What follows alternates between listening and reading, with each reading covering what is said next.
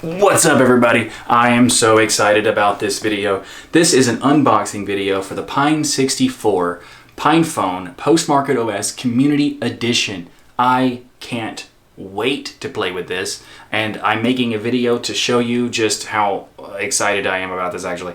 So this is something I have been waiting for a very long time, and not necessarily the PinePhone itself. I have been waiting for the PinePhone for about a year, I think now, or roughly anyway, but I have been waiting for a Linux-based smartphone, a true Linux smartphone. Android, not really. Kinda.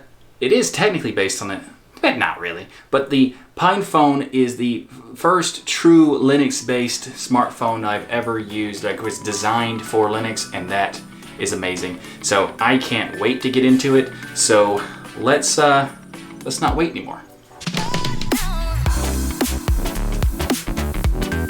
I'm Michael Tennell with the Destination Linux Network, and if you're new to the channel, this is a channel about tech-related stuff, but with a focus on free and open source software, Linux-based operating systems, gaming on Linux, and so much more, including just all-around tech that I think is cool, like the PinePhone from Pine64. So if you're interested in that, then be sure to subscribe and ring that bell to get notified when I make new content on the channel.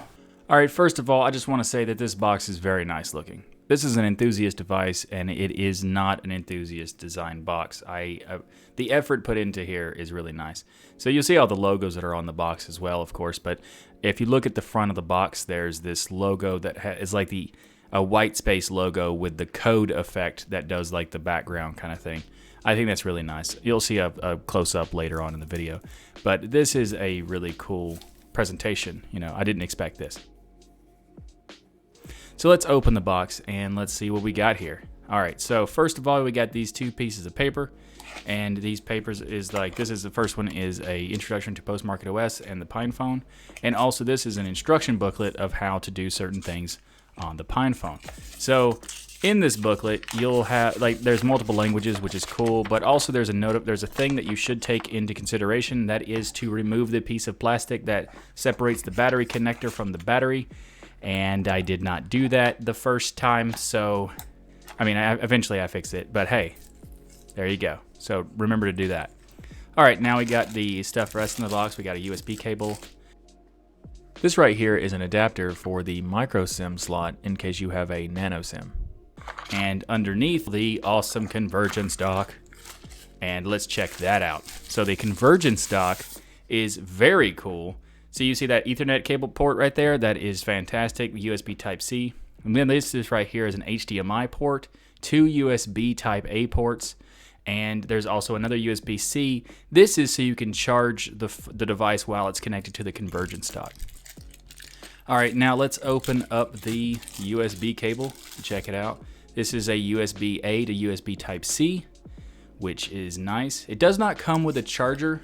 It's unfortunate that it doesn't come with a charger, but it's not a deal breaker for me because I do have some spare chargers from previous phones. And for just $200, I get a phone designed for Linux and also a convergence dock, so I can deal with it and just use an old charger.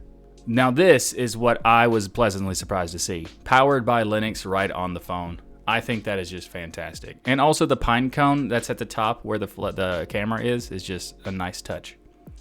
All right, so we got all kinds of different stuff on the side. There's the USB Type-C, there's the power and the volume and rocker right there.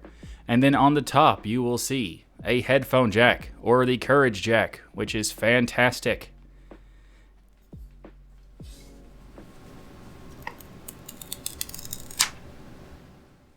I didn't want to talk over that because that would be just rude. So here's the Post-Market OS booting up. Now, I'm going to do a little bit of explaining what I'm doing here. So you'll see me click disable on the full disk encryption and the other thing.